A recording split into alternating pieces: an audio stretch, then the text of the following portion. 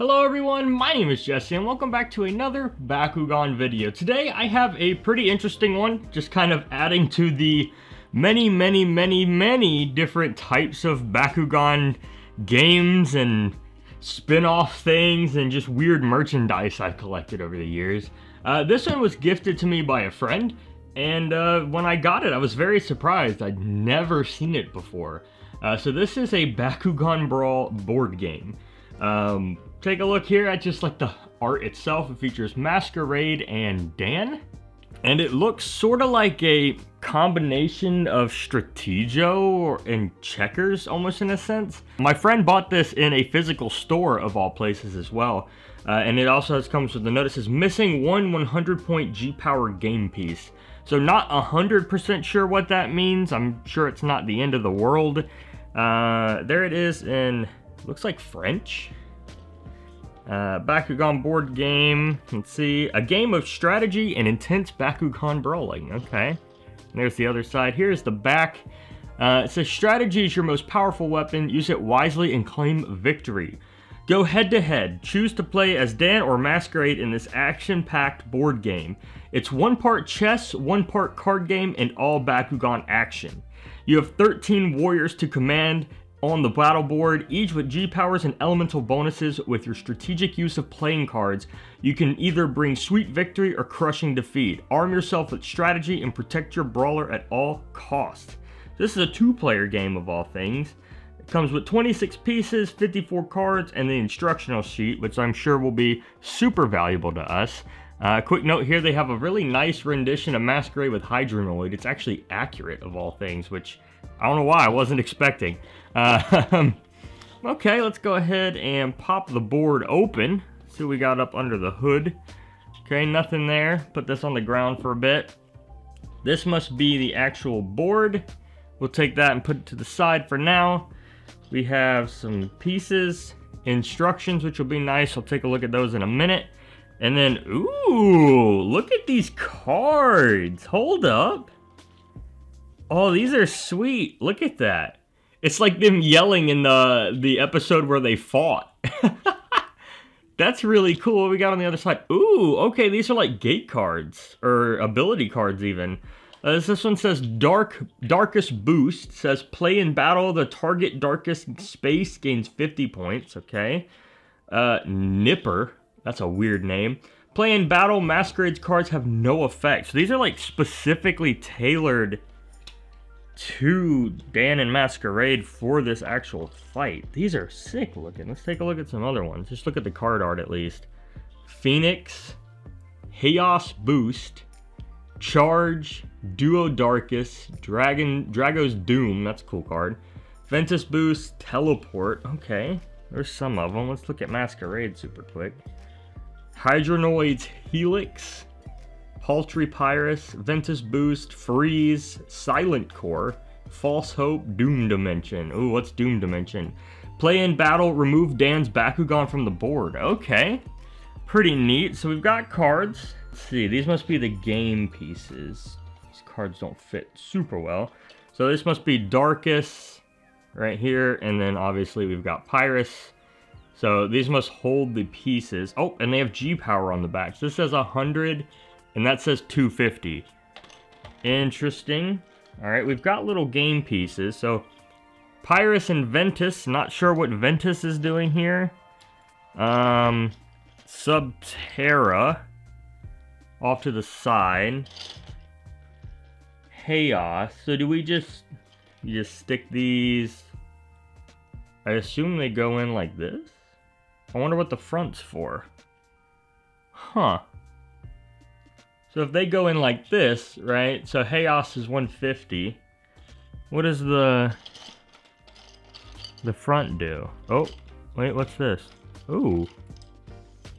Ooh, we have a Masquerade piece. See if it'll focus on that. Yeah, check that out. We have a Masquerade piece in there. Okay. Well, let's take a look at the board super quick. Let's open that up. It's not super huge. Oh, look at that. This is like really reminiscent of what Gen 2 becomes. With all like the the core looking pieces. Okay. So hang on, let me take a look at the instruction manual really quick. I won't bore you with all the details, but I'll get back to you guys. Alright, so I think the most important thing I just noticed, like right off the rip, is each character gets a certain amount of each. So this thing's obviously missing a darkest, so I can probably just make a substitute for it. But they each need to have a specific amount that also ties to a specific amount, I'm guessing. So that'll be important. So that's good to know. All right, so the next set of stuff super important as well. Basically, this says that you'll place your Bakugan down strategically, separate Dan and Masquerade's cards and shuffle them. And then it says Masquerade takes the first turn in the game, and then each player takes a turn after that. Bakugan can only move up one space at a time. You can't jump over Bakugan. You cannot move to a space occupied by another Bakugan unless you are battling. You cannot move between the same two spaces for more than 3 turns in a row. If you cannot or do not make another move, you lose the game. That's crazy. The center space is the middle of the board. It's just a regular movement piece. You are allowed to move onto it after the game is started. And then it says cards also allow you to move across the game board. Okay. It says up at the top, you take 3 cards from your deck to begin with. If you are battling, you shout Bakugan Brawl. They both move onto the same space. And then you turn both Bakugans so players can see the attribute point values and the colors. If the game board space has an attribute color that matches the attribute of the Bakugan picture standing on that card, you get an extra 50 Gs. It is possible for both Bakugan to also get 50 Gs if they are the same matching attribute. So that's super interesting and good to know. All right, so here we go. So it says you may battle on that center space, but there's no bonus points. The player with the lowest points may play a card first, okay? Then players alternate playing cards until all of their hands are played, or they choose not to play another card. The Bakugan with the lowest points is captured and removed. You may want to keep score with a pen and paper. If you win a battle, turn your Bakugan back around so everything's hidden again. In case of a tie, if both battling Bakugan have the same point values after any attribute space bonus or card bonus have been calculated, then both Bakugan are removed from the board. Okay. Alright, what's cards? Cards can be used to gain G power points, move across the board, or enhance the battle. Each player starts with 3 cards from their deck. You cannot hold more than 3 cards at any time. You can play cards at 2 points in the game, at the start of your turn or during battle. You can use these cards that allow you to move at the start of the turn, but only move into an open space and then your turn's over. When a Bakugan is attacked, the player with the lowest points may play a card first, and other player may play a card. Players then alternate playing cards until either they've run out of cards or the battle's won. Used cards are placed face up in a discard pile and next to your draw deck. Both players can replace their cards only at the end of each turn. That's super important. If you run out of cards during a game, shuffle the discard pile, place it face down, and form a new draw deck. If you're unhappy with the 3 cards in your deck, you must exchange all 3 at the start of your turn. Draw 3 new cards from the top of the deck, and your turn is over. Card effects do not carry on to the next turn, okay?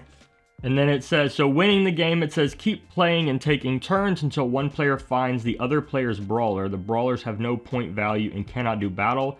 So when a brawler is attacked, you must use a card to avoid defeat. If you do not have any cards that will allow you to avoid the attack, the brawler is captured and the game is over. So really, it's glorified chess and like Stratego almost, which is pretty interesting. I like the idea that each person has a set amount of actual Bakugan they can use. It's kind of weird that there's no cover on these. I'm not sure how I feel about that.